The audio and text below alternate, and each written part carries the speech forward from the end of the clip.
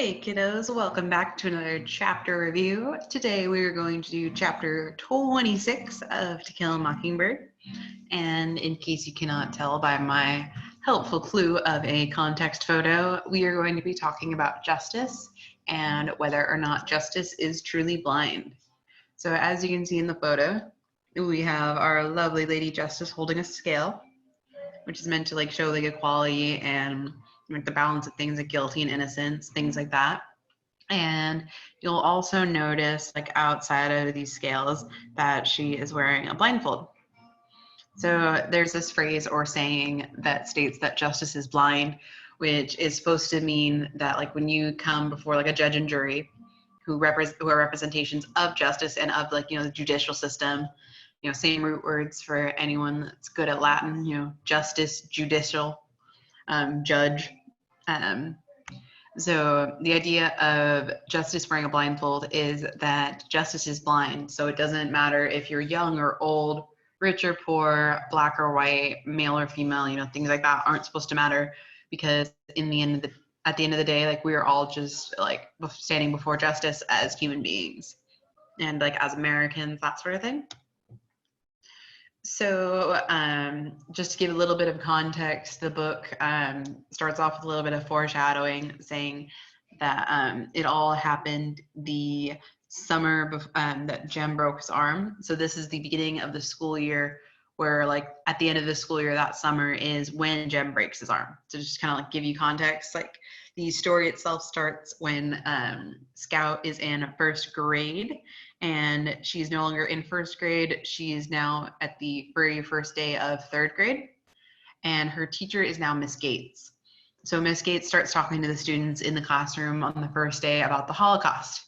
And I know for a lot of you guys, you're like, whoa, that's like a lot to talk about with third graders, like, this huge event.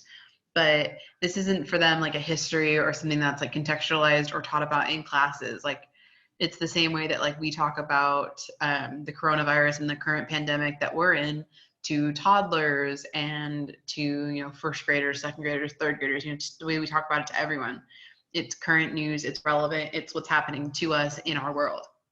So for Ms. Gates to talk about the Holocaust isn't so very far out of left field, because the story takes place in the 30s and Hitler became the Chancellor of Germany in 1933. And he became the Fuhrer in, I want to say 34, 35. So it's right in the time span in which like that this story takes place. Like it was written in the 60s and takes place in the 30s. So the 60s weren't too far off from World War II, and Hitler was involved in World War I. So it makes a lot of sense with things like this in terms of like how things are involved.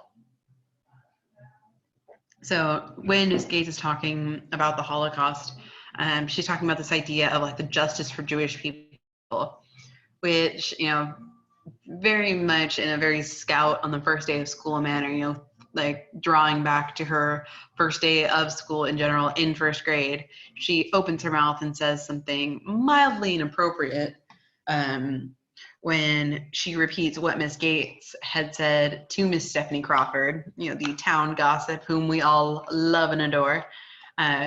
She told her that it's about time someone taught the blacks in this town a lesson, when the jury had delivered their verdict for Tom Robinson and declared him guilty. So just like we talked about before with like the fact that Tom Robinson had been shot 17 times and like how the jury had deliberated for hours, there's this idea in the town of like what justice is. And there's this idea of Miss Gates like looking at other countries, looking at Germany and the things that are happening to their minority, like and she's saying like, oh, like it's so bad, like they need this justice. And then to say that it's justice for what happened to Tom Robinson, which one could argue is equal to is what happened, like what is currently like they're seeing in the news with the Jewish people, them being unfairly like prosecuted in these trials and being found guilty of these crimes that have like nothing contextually to do with them. But are just being used as a means of persecution against them. So there's this kind of like parallel being drawn here of like racism and like Jim Crow laws in America, with the Holocaust and the laws that were used to enfranchise on the rights of the Jewish people with the rights of the Black people here in Macomb and in America in general.